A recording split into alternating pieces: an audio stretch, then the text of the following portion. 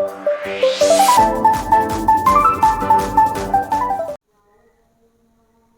everyone, welcome to Civil Stop. ഇന്ന് SSC Junior Engineer previous year questions solutions and detailed explanations ആണ് നോക്കുന്നത്. First question തന്നെ പോവാം. The defect that is caused by the falling of rainwater on the hot surfaces of bricks is known as. ബ്രിക്സിന്റെ hot surfaceൽ rainwater വീണ് കഴിഞ്ഞാൽ ഉണ്ടാകുന്ന defect എന്താണെന്നുള്ളതാണ് question. Options നോക്കാം. Option A bloating, option B shafts, option C cracks and option D lamination.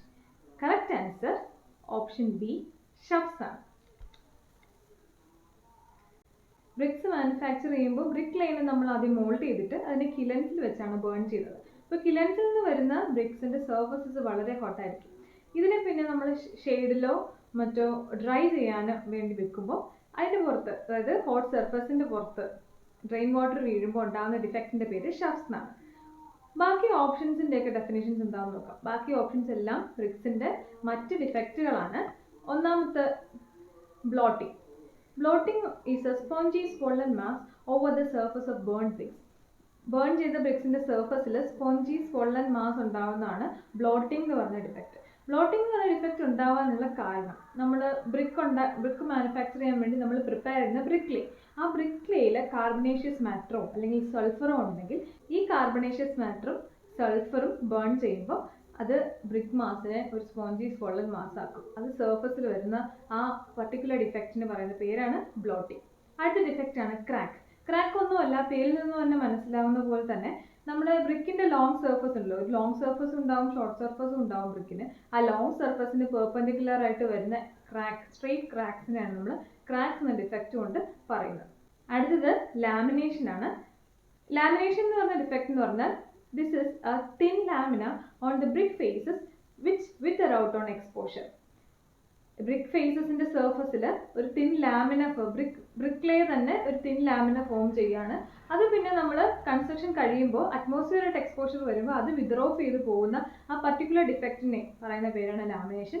Lamination ഉണ്ടാവാനുള്ള കാരണം brick ലേയിലുള്ള വോയിഡ്സിൽ air വന്ന് entrap ചെയ്ത് കഴിഞ്ഞാൽ ആണ് ഈ തിൻ ലാമിന ബ്രിക്ക് സർഫസിൽ ഫോം ചെയ്യുന്നത്.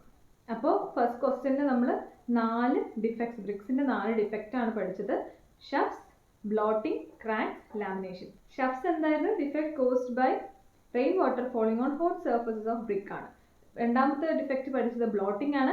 Blotting is a spongy swollen mass over the surface of burned bricks. അത് ഉണ്ടാവാനുള്ള കാരണം കാർബണേഷ്യസ് മാറ്ററും സൾഫർ കണ്ടന്റുമാണ് ബ്രിക്ക് ലേയിൽ. ക്രാക്സ് എന്ന് പറയുമ്പോൾ സിംപ്ലി സ്ട്രേറ്റ് ക്രാക്സ് ആണ്, perpendicular to long surface of the brick.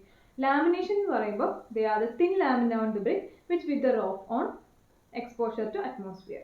ഇതുണ്ടാവാനുള്ള കാരണം the entrapped air in air voids of brick lay ആണ്. സെക്കൻഡ് ക്വസ്റ്റ്യൻ നോക്കാം. Which of the following property of bitumen is related to the Pensky-Martens test? ഇതാണ് question. Pensky-Martens test ഈ ഓപ്ഷൻസിൽ പറയുന്ന ഏത് ബിറ്റുമന്റെ property ആയിട്ട് relate ചെയ്തിരിക്കുന്നു എന്നാണ് ക്വസ്റ്റ്യൻ. നമുക്ക് ഓപ്ഷൻസ് നോക്കാം. Option A ductility, option B softening point, option C flash and fire point, option D viscosity. The correct answer is option C flash and fire point. Flash point എന്താണ്, fire point എന്താണ് എന്ന് കൃത്യമായിട്ട് അറിഞ്ഞിരിക്കണം. The lowest temperature at which the application of a test flame causes the vapor of the binder to catch an instant flame in the form of flash. നമ്മൾ ബൈൻഡറിലേക്ക് bitumen ബൈൻഡറിലേക്ക് ഏതെങ്കിലും തരത്തിലുള്ള test flame apply ചെയ്യുകയാണെങ്കിൽ ഏത് ടെമ്പറേച്ചറിലാണോ അവിടെ ഒരു instant flame ഉണ്ടാവുക, ഒരു flash പോലെ ഒരു ഇൻസ്റ്റന്റ് ഫ്ലെയിം ഉണ്ടാവുക, ആ പർട്ടിക്കുലർ ടെമ്പറേച്ചറിലാണ് നമ്മൾ ഫ്ലാഷ് പോയിന്റ് എന്ന് പറയുന്നത്. അതുപോലെ തന്നെ the lowest temperature at which the application of a test flame causes the binder material to ignite and burn for at least 5 seconds. അതാണ് ഫയർ പോയിന്റ്. ബൈൻഡർ മെറ്റീരിയലിലേക്ക് നമ്മൾ ഏതെങ്കിലും തരത്തിലുള്ള ഒരു ടെസ്റ്റ് ഫ്ലെയിം അപ്ലൈ ചെയ്യുമ്പോൾ ഏത് ടെമ്പറേച്ചറിലാണോ അത് ബേൺ ചെയ്യുക, അറ്റ്ലീസ്റ്റ് ഒരു 5 സെക്കൻഡ്സ് എങ്കിലും അതിലെ വേപ്പേഴ്സ്, ബൈൻഡർ മെറ്റീരിയലിലുള്ള വേപ്പേഴ്സ് അറ്റ്ലീസ്റ്റ് ഒരു 5 സെക്കൻഡ് എങ്കിലും ബേൺ ചെയ്യുക. ആ പർട്ടിക്കുലർ ടെമ്പറേച്ചറിനെയാണ് നമ്മൾ ഫയർ പോയിന്റ് എന്ന് പറയുന്നത്. ഈ ഫ്ലാഷ് ആൻഡ് ഫയർ പോയിന്റ് കണ്ടുപിടിക്കാനുള്ള ടെസ്റ്റാണ് Pensky-Martens ടെസ്റ്റ്. അതുപോലെ തന്നെ fire point will always be greater than flash point. Flash പോയിന്റിനേക്കാൾ എപ്പോഴും കൂടിയ ടെമ്പറേച്ചർ ആയിരിക്കും ഫയർ പോയിന്റ് എന്ന് പറയാം. ഈ Pensky-Martens ടെസ്റ്റിൽ ഓപ്പൺ കപ്പ് അപ്പാരറ്റേഴ്സും ഉണ്ട്, ക്ലോസ്ഡ് കപ്പ് അപ്പാരറ്റേഴ്സും ഉണ്ട്. Both open cup and closed cup apparatus is used to determine the flash and fire point of bituminous binders. അതുപോലെ തന്നെ കുറച്ച് വാല്യൂസ് ഓർത്തിരിക്കാനുണ്ട്. Minimum value of flash point by open cup test for all grades of paving bitumen is 220 degree Celsius. എല്ലാ grade of paving ബിറ്റുമിൻ്റെയും minimum value of flash point open cup ടെസ്റ്റിൽ നമ്മൾ determine ചെയ്യുകയാണെങ്കിൽ the minimum value should be 220 degree Celsius. ഇത് BIS specify ചെയ്യുന്ന value ആണ്. അതുപോലെ തന്നെ minimum value of flash point by open cup test for rapid curing bitumen rapid curing cutback bitumen is 26 degree Celsius. അത് rapid curing കട്ട്ബാക്ക് bitumen ആണെങ്കിൽ 26 degree Celsius. അത് medium curing കട്ട്ബാക്ക്, medium ക്യൂറിംഗിൽ തന്നെ medium curing 30, medium curing 70 ആണെങ്കിൽ അത് 38 degree സെൽഷ്യസും, medium curing 25, medium curing 800 and medium curing 3000 വരെ ആണെങ്കിൽ 65 degree സെൽഷ്യസും. അതുപോലെ തന്നെ സ്ലോ ക്യൂറിംഗ് കട്ട്ബാക്സ് ആണെങ്കിൽ മിനിമം വാല്യൂ 65 ഡിഗ്രി സെൽഷ്യസിനും 107 ഡിഗ്രി സെൽഷ്യസിനും ഇടയിലായിരിക്കണം എന്നാണ് BIS സ്പെസിഫൈ ചെയ്യുന്നത്. എന്താണ് കട്ട്ബാക്ക് ബിറ്റുമെൻ എന്ന് ചോദിച്ചാൽ, സാധാരണ പേവിംഗ് ബിറ്റുമെൻ, സാധാരണ ബിറ്റുമിനസ് മെറ്റീരിയൽ ഹൈ വിസ്കോസിറ്റിയാണ്. അപ്പോൾ അതിൻ്റെ വർക്കബിലിറ്റി ഇൻക്രീസ് ചെയ്യാൻ വേണ്ടി, വിസ്കോസിറ്റി കുറയ്ക്കാൻ വേണ്ടിയിട്ട് ഈ സാധാരണ നമ്മൾ യൂസ് ചെയ്യുന്ന ബിറ്റുമെനിലേക്ക് വോളറ്റൈൽ ഡൈലൂട്ടൻസ് അല്ലെങ്കിൽ വോളറ്റൈൽ സോൾവെൻസ് suitable പ്രൊപ്പോർഷൻസിൽ മിക്സ് ചെയ്യുമ്പോൾ കിട്ടുന്ന ആണ് കട്ട്ബാക്ക് ബിറ്റുമെൻ. ഈ കട്ട്ബാക്ക് ബിറ്റുമെൻ നമ്മൾ പല രീതിയിൽ ക്ലാസിഫൈ ചെയ്തിട്ടുണ്ട്. Rapid curing cutback bitumen, medium curing cutback bitumen, slow curing cutback bitumen എന്നൊക്കെ. ഈ ക്ലാസിഫിക്കേഷൻ വന്നിരിക്കുന്നത് ഹാർഡനിങ്ങിന്റെ ടേംസിലാണ്.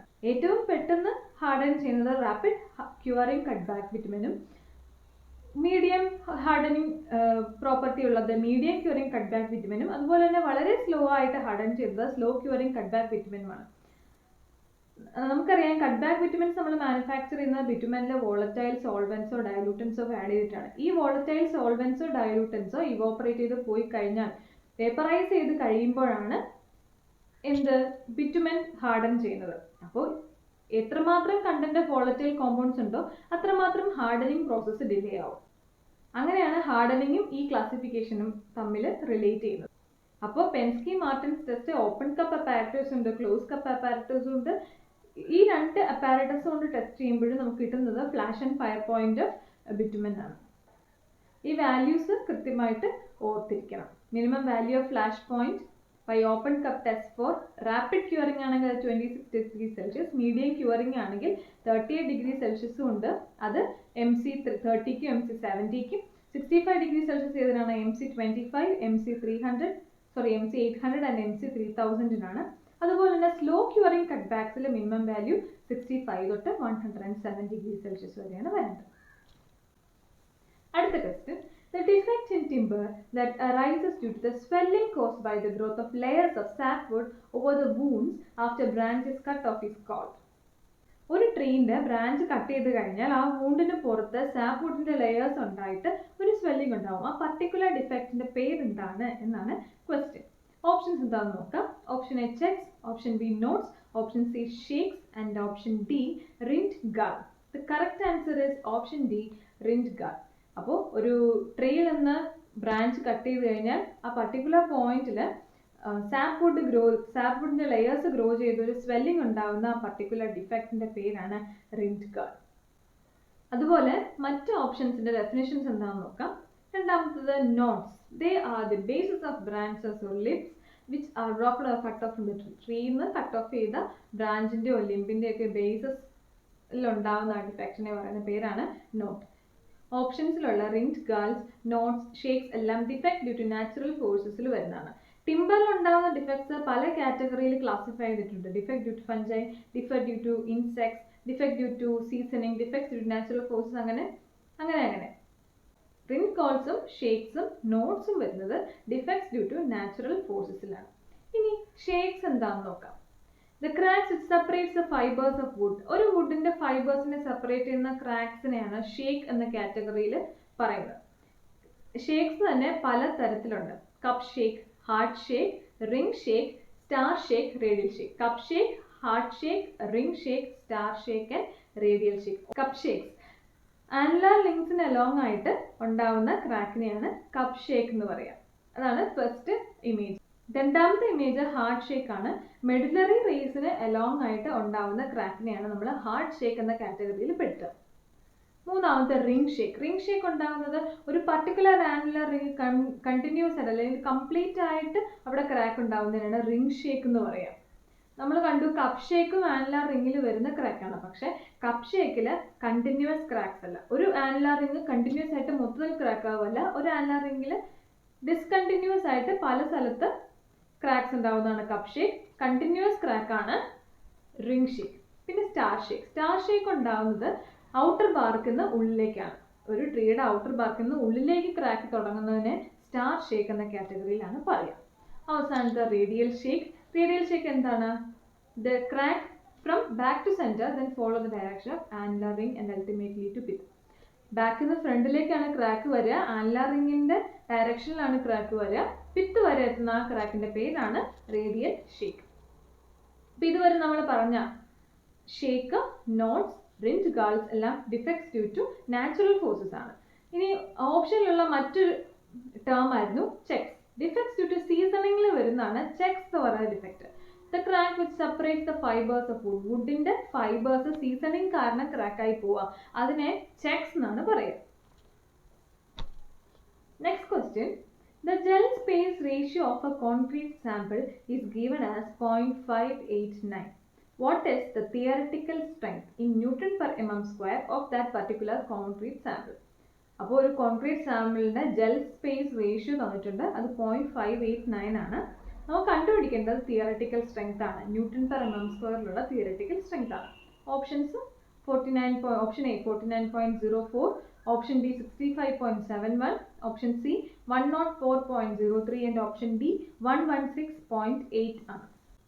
എന്താണ് ജെൽ സ്പേസ് റേഷ്യോ എന്നാണ് നോക്കാം. It is the ratio of volume of hydrated cement paste to the sum of the volumes of hydrated cement and the capillary pores.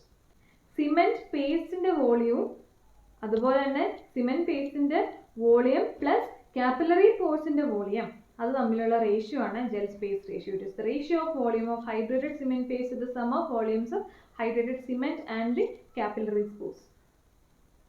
Theoretical സ്ട്രെങ്ത്തിന് ഒരു formula ഉണ്ട്, അത് കാണാതെ പഠിച്ചിരിക്കണം. 240 into gel space ratio the whole cube. Gel space ratio the whole cube into 240 ആണ് theoretical strength എന്ന് പറയുന്നത്.